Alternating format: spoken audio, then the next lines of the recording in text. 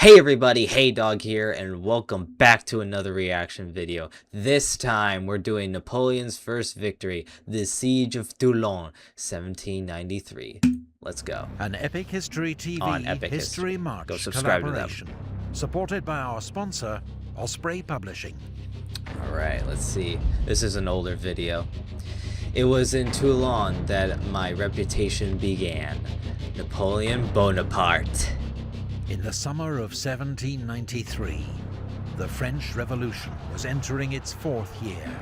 Oh, and Jesus. France was on the verge of anarchy.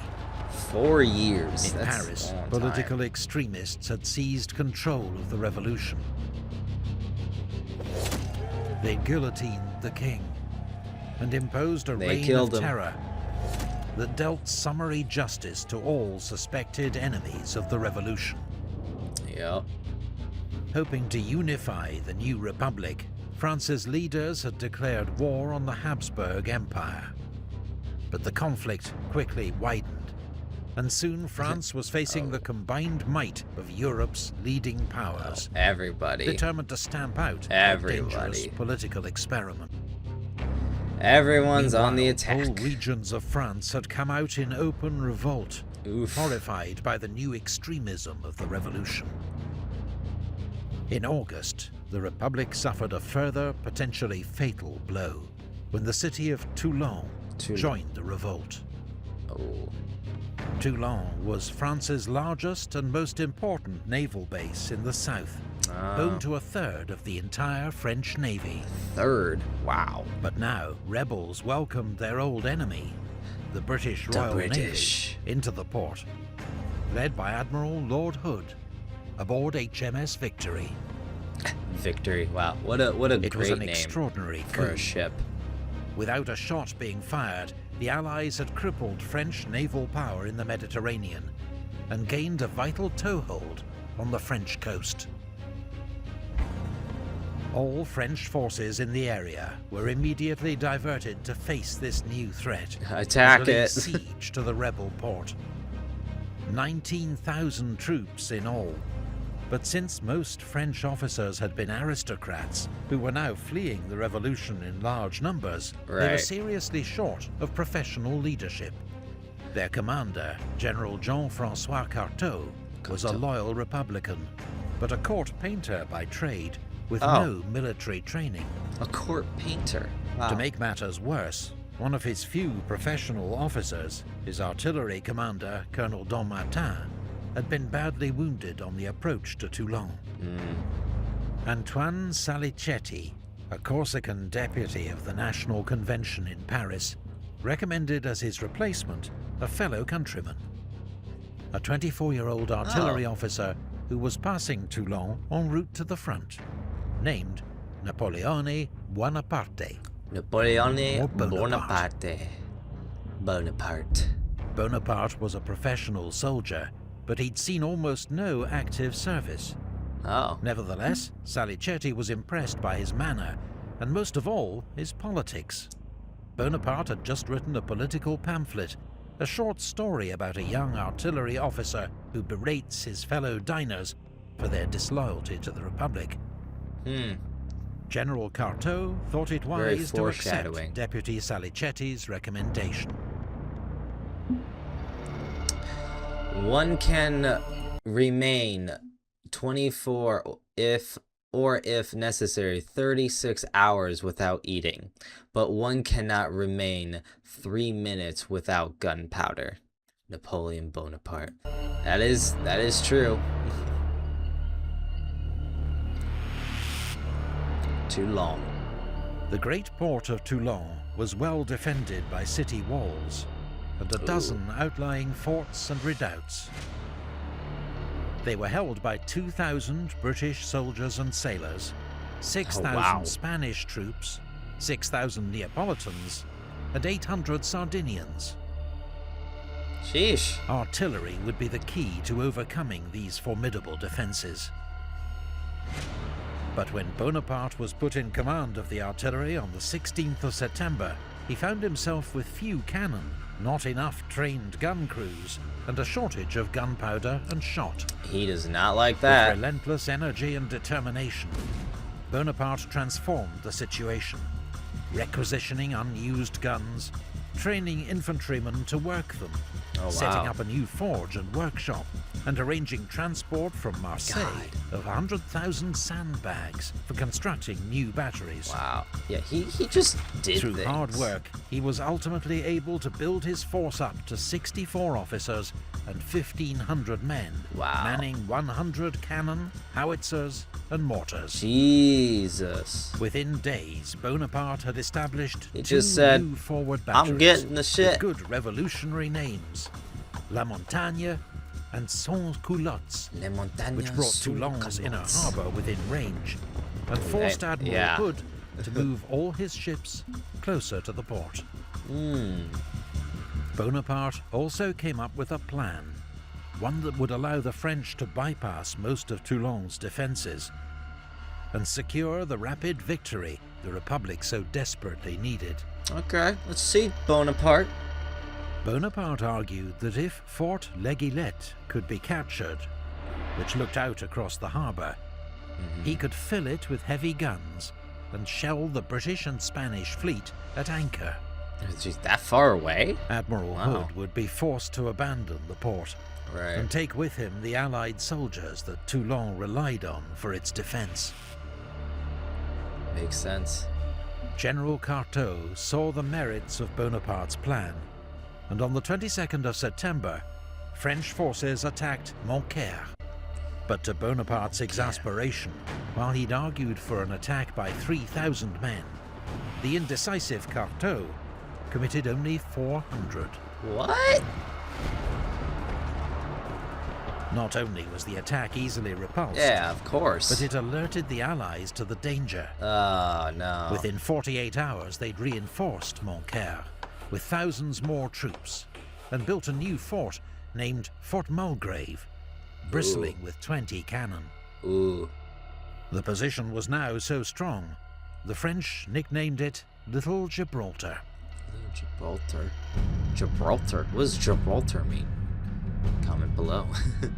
There is only one possible plan. Bonaparte's. General Dugommier, the master of... Finally, in mid-November, an experienced professional soldier arrived to take command of French forces. Okay. General Dugommier. Dugommier. He saw at once that Bonaparte's plan was the only way to take Toulon, and gave it his full backing. Wow. Bonaparte, promoted to major, he must have felt real good about himself. Overseeing construction of several more batteries in preparation for the decisive assault. One forward battery was so exposed to enemy fire that men refused to be sent there. So Bonaparte renamed it La Batterie des Hommes Sans Peur. The battery of men without fear. The men without fear. There was no shortage of volunteers. Well, there you go. It was an early display of Napoleon's genius for inspiring his soldiers. Inspiration. It really does. Serve him well. It works. Years ahead. Even today, it really does. On the 30th of November, the Allied Land Forces commander, British General Charles O'Hara, tried to seize back the initiative, leading an assault on the new French batteries facing Fort Malbousquet. Here they go. At first, the attack was successful. All the right. batteries were overrun. The French guns spiked. But a counterattack with much greater numbers, and led in person by General Dugommier and Major Bonaparte, drove back the Allies. Get out.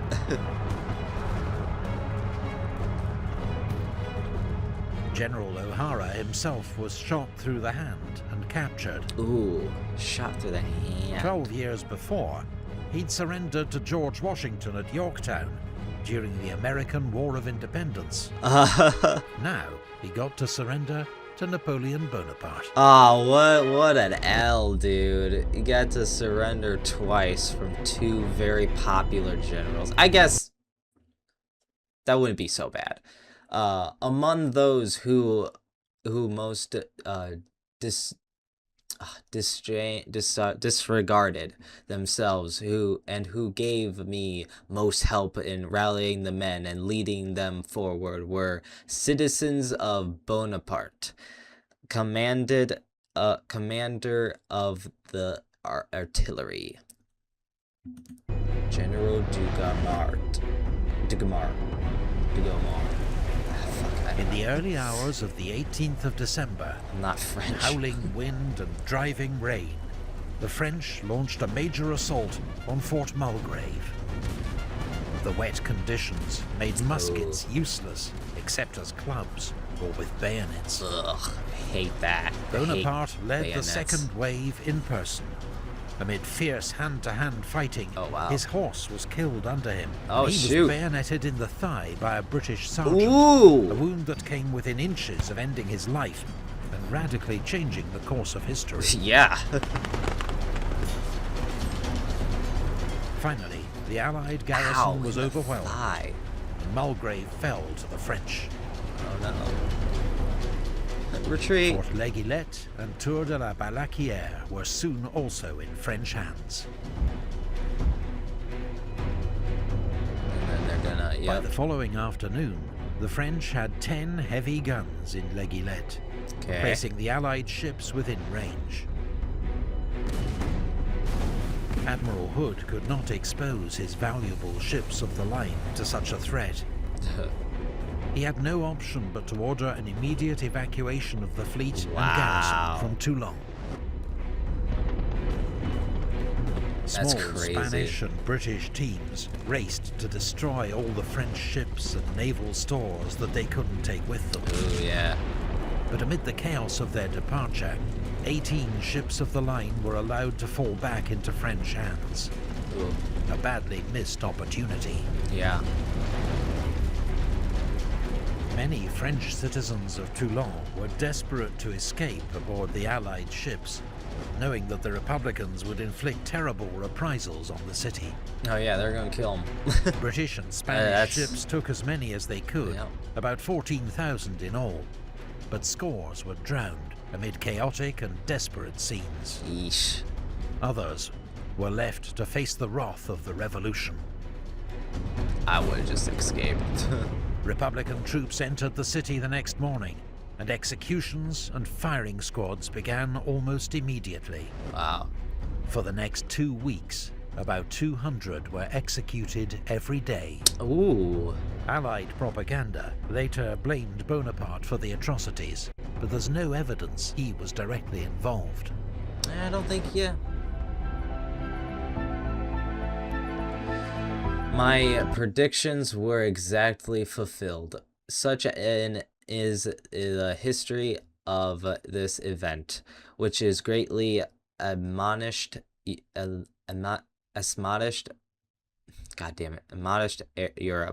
and has never been well understood. Napoleon Bonaparte. Damn. France's young republic was now fighting back on all fronts. And with the fall of Toulon, the Allies had lost a golden opportunity, a chance to stir up further revolt, deal a lasting blow to French naval power, perhaps even overturn the revolution. Wow. But instead, the French Republic had weathered one of its greatest storms, in no small part thanks to the remarkable judgment, energy and courage of one 24-year-old artillery officer. 24. Now promoted Brigadier General in recognition of his extraordinary service at Toulon. That's crazy. Napoleon Bonaparte had taken his first step on the path to greatness. Wow. And for Europe, 21 years of almost constant war awaited. 24. That's crazy. Our sponsor, Osprey Publishers. I'm 21, and it's just like, wow, I feel like I can't do shit, and then he's doing this shit. It's like, wow. Well, I guess that was that time. Anyway, that was really interesting. His first battle, like he totally crushed it. He was definitely a leader. You could tell him fixing up getting artillery, getting more men, hyping them up, inspiration.